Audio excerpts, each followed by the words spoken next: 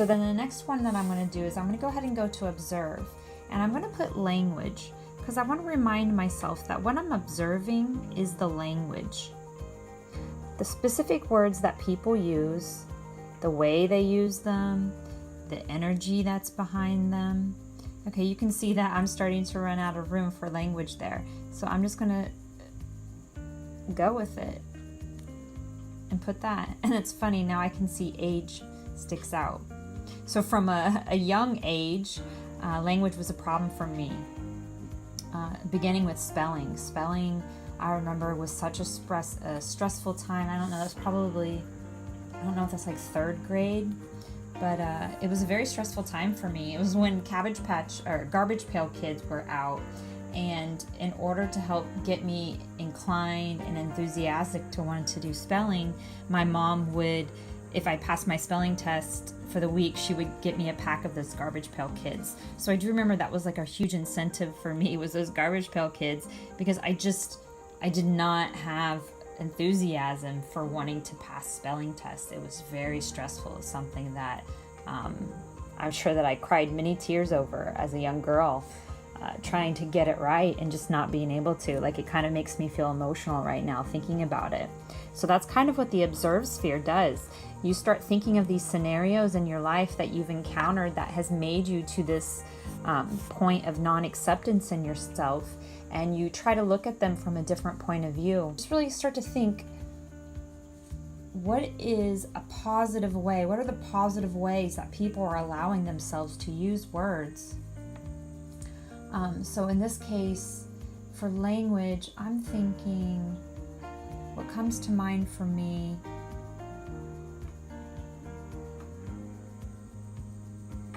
I think those Garbage Pail Kids, funny enough as it is, because if I remember right, they played with the words in a way that were sassy. So instead of, I'm gonna have to pause this and go look on Google. Let me see.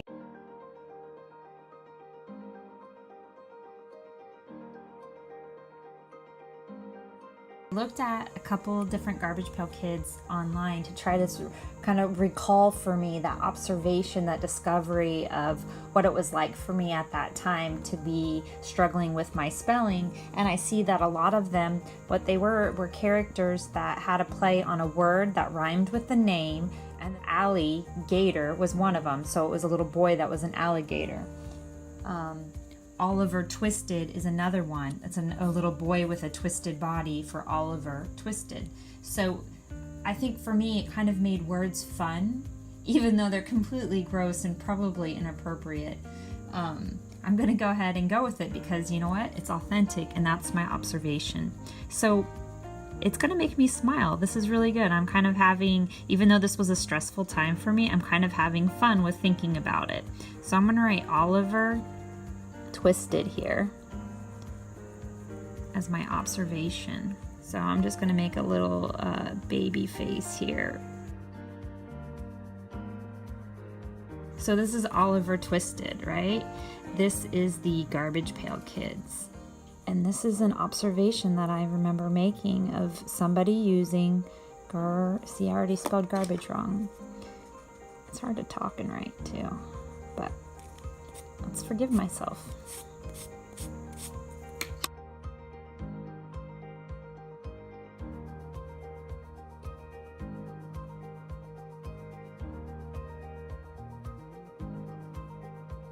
Alright, I'll just give him a little arm here.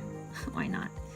So this is my little doodle to go along with my observation. This is the part where I then just color and I reflect and meditate on what it is that I'm observing.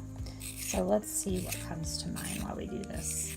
Remembering that language is the thing that I always have felt sort of self-conscious about as far as grammar goes.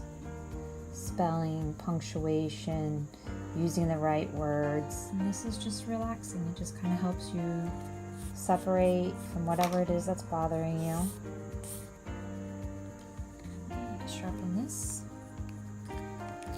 So when we use the sphere for observe, We have to make sure that what we're observing is not judgment. What you want to do is you're looking for examples on how to be better.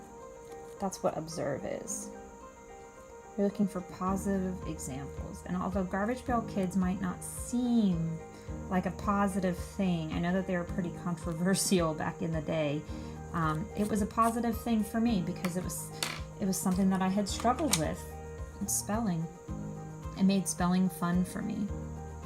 And now I could see why, because it was definitely a play on words. So the other thing that we can observe with acceptance in regards to language and spelling is not judging other people. If we know that we don't like to be judged for that, then an observation that you can make is to be kind. So I'm going to write be kind. Because I want to remind myself not to judge other people for the words that they use, the way they use them, how they spell them, because this is personal to them. It's really important to be forgiving. So be kind. I want to remember that in my observations about language and the words that other people use. So in observation, I'm going to forgive. I'm going to write that down here too. I'm going to forgive myself and others. And so this is really going to make me think about that. This is my reminder. So let's put a light bulb, because this is a really good thing to remember, is not only to not judge ourselves, but to not judge other people for the words that they use and how they use them. What other observations can we make about acceptance when it comes to language and spelling? Is that they're man-made. This has helped me greatly in realizing and forgiving myself. If you start looking up the etymology, let me write that word down here for you.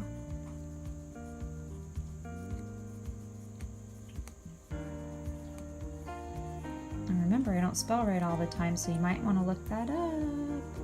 But if you find out about etymology, you're going to find out about words and how they've been used over time.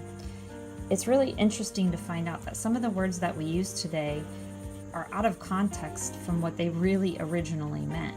They've changed depending on the era, the country of origin, they're being translated between different languages. These are all things that change words. So here's etymology. Look it up. It's pretty cool.